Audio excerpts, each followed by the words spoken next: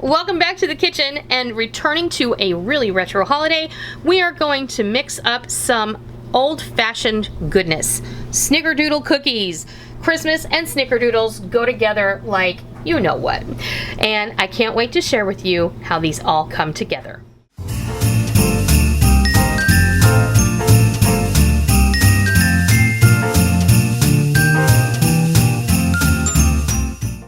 Go over the ingredients for our really delicious Snickerdoodle cookies. I mean, Christmas and Snickerdoodles, they go together like Forrest and Jenny. Am I wrong?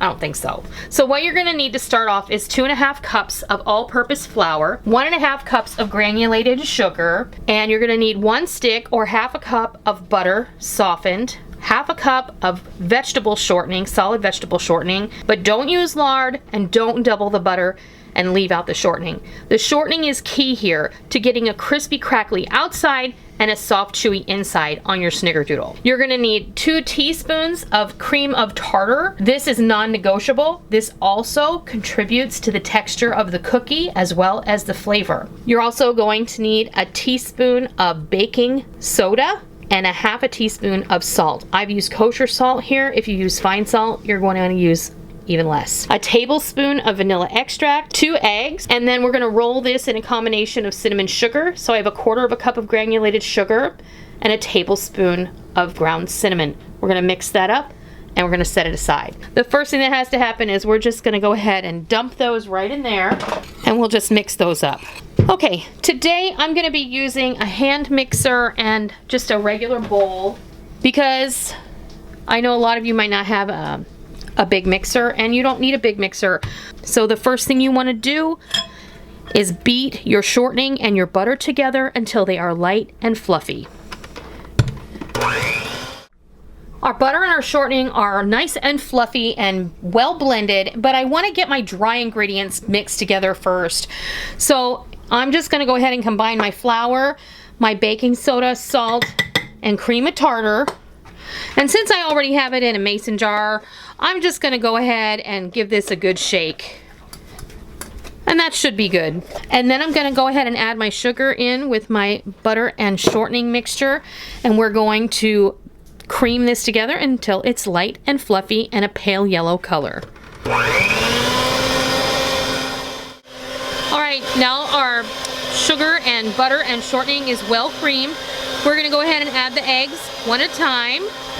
And we're going to stop and wait until each one is well incorporated before adding the second.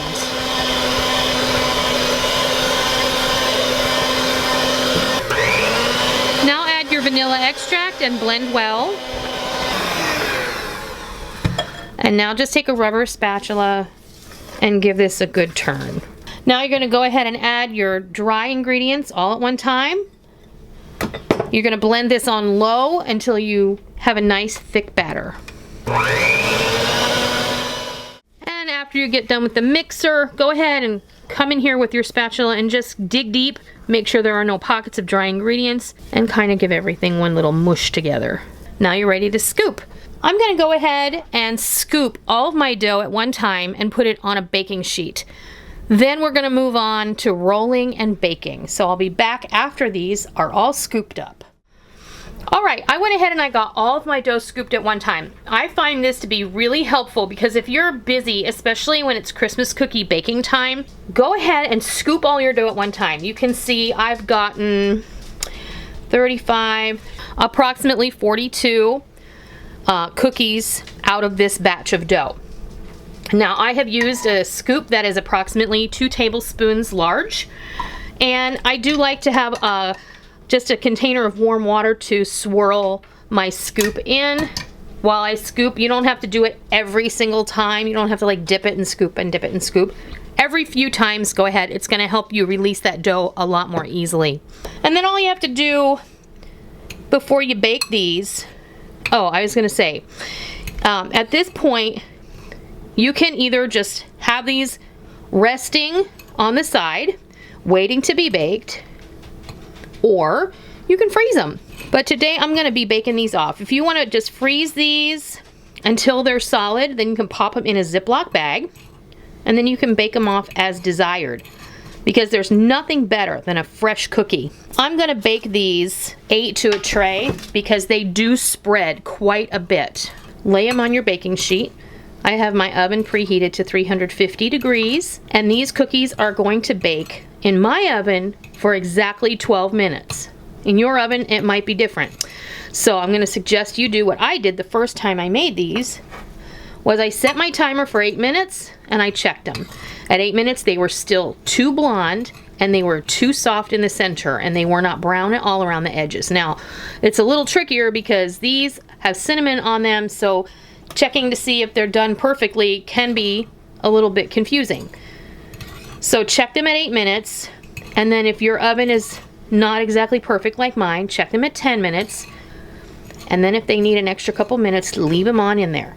All right, these are ready to go in the oven, 350 degrees for 12 minutes in my oven. Make sure that you monitor yours the first time you make them so they come out perfect.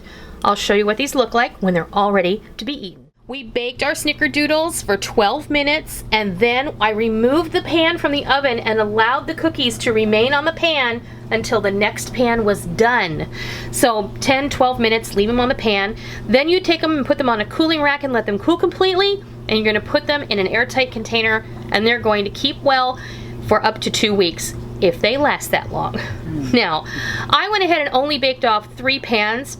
I put the rest of the cookie dough balls in the freezer, and these will be ready for me to bake off whenever I want to later down the line, closer to Christmas, when we're ready to make up our cookie trays and share with friends and neighbors. So that is an awesome option for you. You can do this up to 3 months in advance. Make your cookie dough and freeze it. That way, when Christmas comes, you may not be so stressed, and you'll already have those jobs done. That hard work is done. These Snickerdoodles are beautiful. They're crispy on the outside and they're soft on the inside, and that bubbly texture is coming from the baking soda and the cream of tartar, and it has that crispy, crackly outside full of cinnamon sugar goodness. You want to taste it? You can do the broken one now. Well, I don't know, do you want to eat it? I have to. Here you go. You tell me how that tastes. You hear how crunchy that is? That is perfection. It's beautiful, right? Mm-hmm. So I don't know about you, but I think there are certain cookies that everyone associates with Christmas time. That's just sad. We better put it out of its misery. And Snickerdoodles are one of them for me, and I hope you give it a try. If you enjoyed today's video, please consider giving me a thumbs up. And if you're new to my kitchen and you wandered on over searching for good Christmas cookie recipes, welcome. It's always a pleasure to have new friends join me.